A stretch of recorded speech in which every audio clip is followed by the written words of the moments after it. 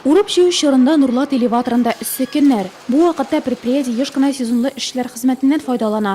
Коллектив бермә-бер зурайса да, закон таләпләре үтәлә, ди хезмәтне саклау буенча инженер. Всевременно и также знакомиться со всеми инструкциями. Вакытлыча эшкә урнашканнар белән дә инструктаж үткәрелә. Элеватордагы эш кагыйдәләре аңлатыла, саклану чаралары бирелә. Директорыбыз да моңа җитди игътибар бирә. Үзе үк территорияга чыгып күрсәтә, аңлата, нәрсә үтәргә кирәклегенә төшендерә. Технологик яктан катаулы эшләр барышын директор да, баш инженер да күзәтә. Барысы да ныклы контрольдә. Алдагы еллар белән чагыштырганда райондагы хәл чынлап та яхшырган. Монда хезмәт шартларын махсус бәяләүне кертү үз ролен уйнаган. Система 5 ел гамәлдә.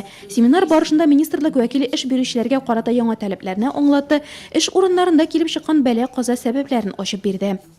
В этом году Нурлатский район очень... Быел Нурлат районы әйбәт кенә эшләде. 7 ай эчендә бәхетсезлек яки үлемгә китергән очраклар теркәлмәде. Узган елны исә 2 авыр, 2 үлем очрагы булды. Алар тикшерелде, билгеле нәтиҗәләр ясалды. Хезмәтне саклау өлкәсендә эш системалы булса да, эш бирүчеләрнең әле берсе дә таләпләрне 100% үтәмиде. Татарстан Республикасында Дәүләт хезмәт инспекциясының Әлмәт шәһәрендәге бүлеге җитәкчесе.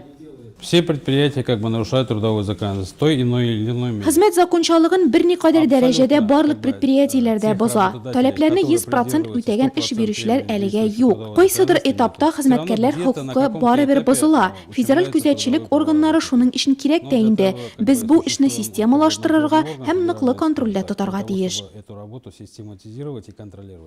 Һәр эш бирүче хезмәтне саклау буенча идарә итү системасы буенча эшләргә бурычлы. Семинар белгечләре нурлатлылар өчен бу яңалык булмас һәм эшне камилләштерергә булышыр дип ниятли.